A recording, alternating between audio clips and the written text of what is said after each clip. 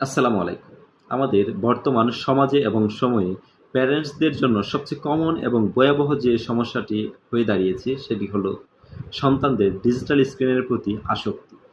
সন্তানেরা ডিজিটাল স্ক্রিনের প্রতি এত বেশি আসক্ত হয়ে পড়ছেন যে তারা খাওয়া-দাওয়া, ঘুম, খেলাধুলা সবকিছু বাদ দিয়ে এই ডিজিটাল স্ক্রিনে নিমজ্জিত হয়ে থাকছে।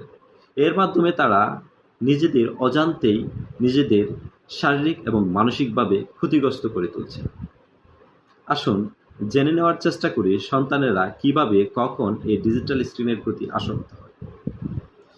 প্রথমত তারা বাবা-মাকে দেখে এই ডিজিটাল স্ক্রিনের প্রতি আসক্ত হয়।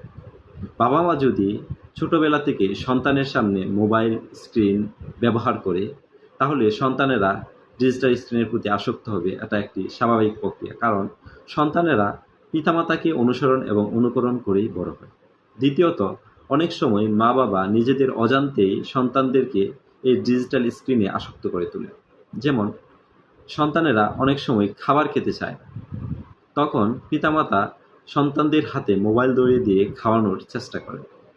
অথবা দেখা গেল পিতামাতা কোনো একটা কাজ করছেন, সন্তান এসে বিরক্ত করছে।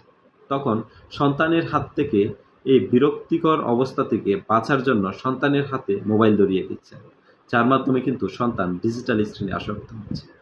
তৃতীয়ত, সময় কাটানো বা সময় কাটানোর উপায় না পাওয়া।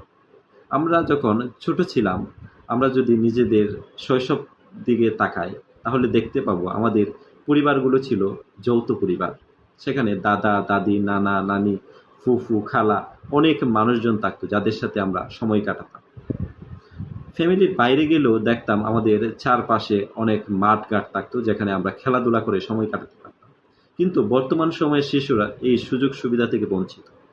পরিবারগুলো একক পরিবার, সেখানে বাবা-মার বাইরে কেউ থাকে না। যেখানে তারা পরিবারের ভিতরে সময় কাটাতে পারবে।